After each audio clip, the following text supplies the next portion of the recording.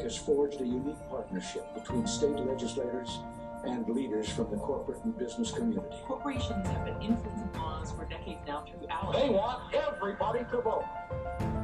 I don't want everybody to vote. As a matter of fact, our leverage in the elections quite candidly goes up as the voting populace goes down.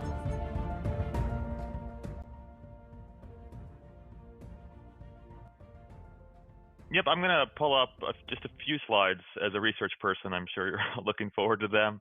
And while I do that, I'll just kind of talk about the two goals that we had for this research, which is just provide a realistic picture of what the public thinks about HR1. So we anchored this research specifically about HR1.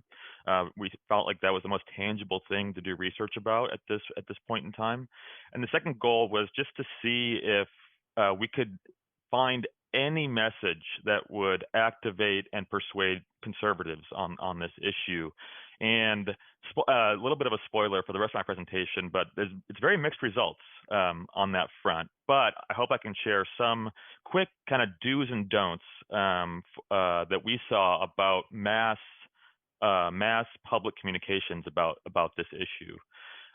So again, only 2 slides, but we condensed a lot of research into these 2 slides. So hopefully I can answer some questions in Q&A, and also people can reach out to Brian Hawkins from our side on this, who is kind of leading the charge on it. The first thing is simply that you have to understand that most people have never heard of the phrase HR1. So over 60% of people just had no idea what we were talking about when we said, have you ever heard of HR1? However, when presented with a very neutral description of HR1, people were generally supportive. And the most worrisome part, which Grover mentioned at the very beginning of his presentation, is that conservatives were actually as supportive as the general public was when they read the neutral description of HR1. And so, as I have here in my don't slide, this isn't just a matter of like finding conservatives and then activating them on this in a public way. There's a very large chunk of conservatives who are supportive of these types of efforts. And so, everything that people just went through about the under the dome type strategies on this, we think makes a lot of sense, simply because winning over public support for this is actually incredibly difficult. On that, the next 2 points, the next 2 parallel points, do's and don'ts, are probably the most important of this whole presentation, which is the way to engage with people on this is to engage in deep storytelling, where you have tons of examples of how this might negatively affect people. So we ran, surface level messaging, max diff exercise, where we pitted messages against each other. And we also ran a few independent stories, right? So people could read through the stories and identify with a person. And identifying with a person and understanding what they were going through and how it negatively impacted them was so much more powerful and persuasive than kind of engaging in the surface level messaging war. And I'll get more into the stories that were successful at the end of this presentation, but this leads into the next point, the third kind of parallel point there, which is the don't on the side is don't get into a fight in HR1 where you engage with the other side, where they have the talking points. HR1 stops billionaires from buying elections. Unfortunately, we found that is a winning message for both, the general public and also conservatives. That simple message, but far and away was resonated with people. And when they had to compare that message versus tons of other ones, they were most persuaded by that. And they found that to be most convincing and most, riled them up the most. However, if you do want to engage in this type of messaging, the one message that seemed actually to work, and I know this won't be intellectually satisfying to a lot of people on this call who really want to engage in this fight, the message that seemed to work, right, was simply that Congress shouldn't be focusing on this right now.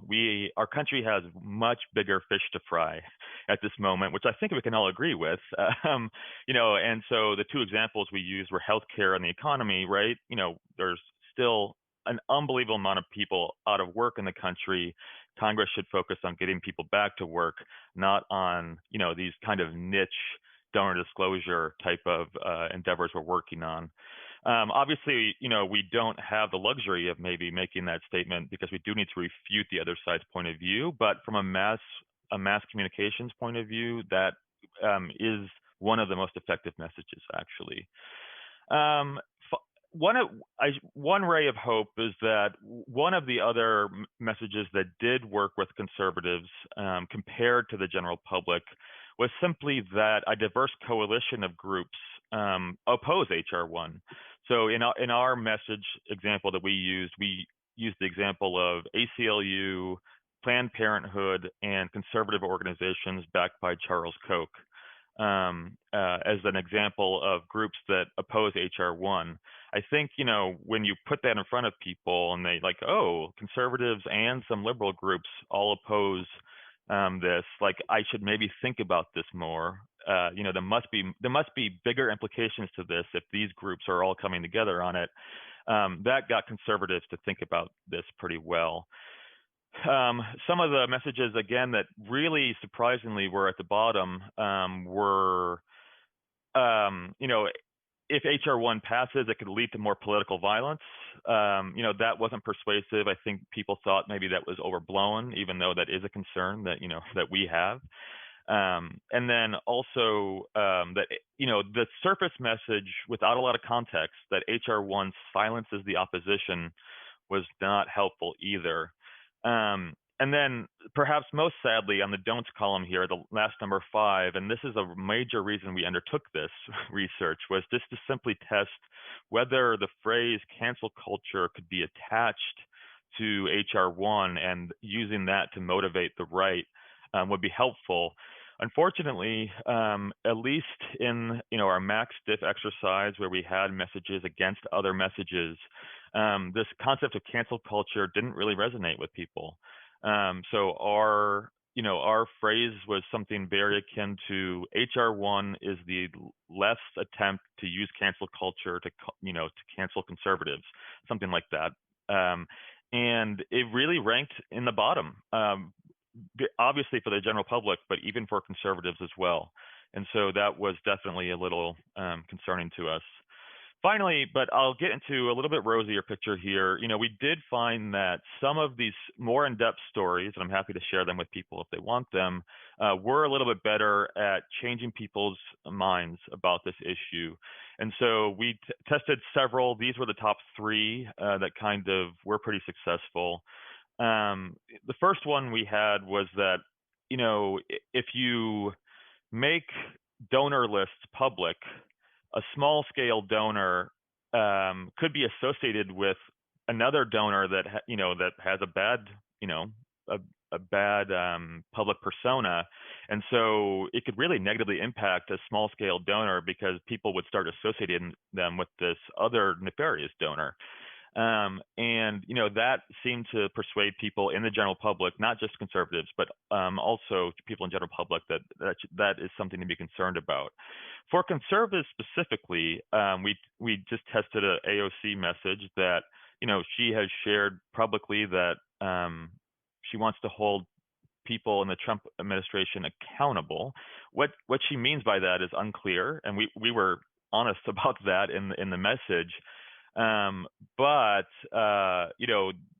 it did move 0% of liberals as to be expected, and it moved about 31% of Republicans to kind of change their point of view about HR1 when they were showing this kind of story about how AOC wants to hold them accountable, and that HR1 would allow her to do that a lot more easily.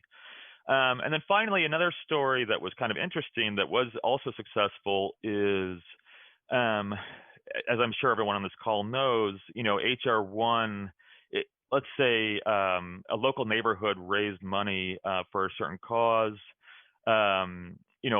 of businesses in that neighborhood, such as Black Lives Matter. If all these donor lists were made public about who donated money to a certain cause, especially in a small geographic area, it would be very apparent who gave money to a cause and but also who didn't give money to that cause. And that was kind of persuasive to people that, some businesses might believe in the causes of like Black Lives Matter or others, but they maybe just didn't have the money at the moment to be able to give. Unfortunately, if HR1 passed, their not giving would be made very apparent and very easily because donor privacy is no longer protected.